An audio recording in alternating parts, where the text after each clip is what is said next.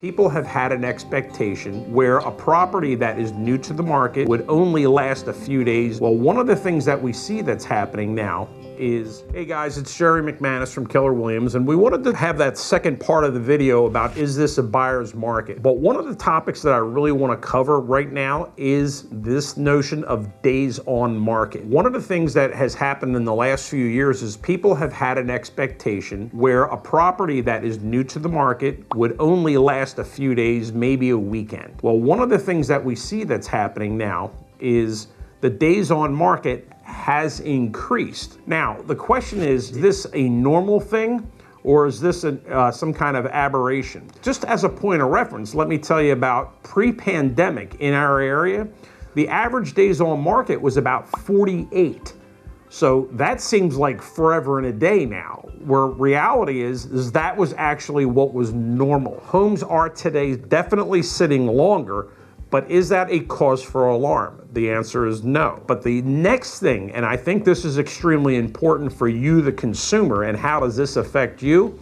You have to be able to read the days on market properly. Just wanted to remind you, please hit that subscribe button and the notification bell, because I've noticed that a lot of you that are watching these videos may be missing out on important content. Let's not have that occur. So please hit that subscribe button and the notification bell so that we can stay in touch. And let's continue on with this video, because I know a lot of folks historically, when they go, they ask usually one question to me. They walk into the house, they see they like it, and they say this question: how long has the house been on the market? And that question is not the correct question to ask. What you have to ask yourself is, how long has this house been sitting on the market at this price?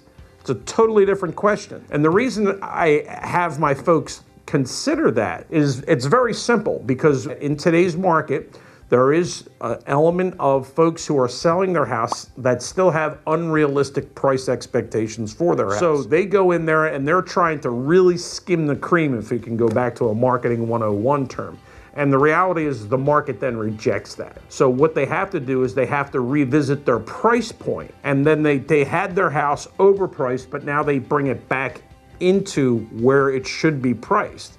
So that 2 or 3 weeks that they were out overpriced really doesn't count. It does when you look at some of the online sites as far as the days on market, but it really doesn't count because of the time the price was reduced. It doesn't give you a secondary day count from how long since the last reduction. So that gives you a much more accurate telling of that particular listing, is how long has it been sitting on the market at that price. And when you see these price reductions, you'll see that the difference in time is usually only a handful of days, because the last thing in the world you want to do is, because your goal is to go out there and find a house, but you need to be educated in what houses are going for in the areas that you're shopping. And that's what I, the real estate professional, am able to do for you, to be able to help manage expectations better along the process. Thanks again for sharing some time with us. Please don't forget to hit that subscribe button, hit the notification bell so that we can stay in touch, and we'll see you on the next video. Hey guys, don't forget to hit the subscribe button and notification bell. This way we can stay connected. Here's my contact information should you have any questions. Otherwise, I'll see you in the next video.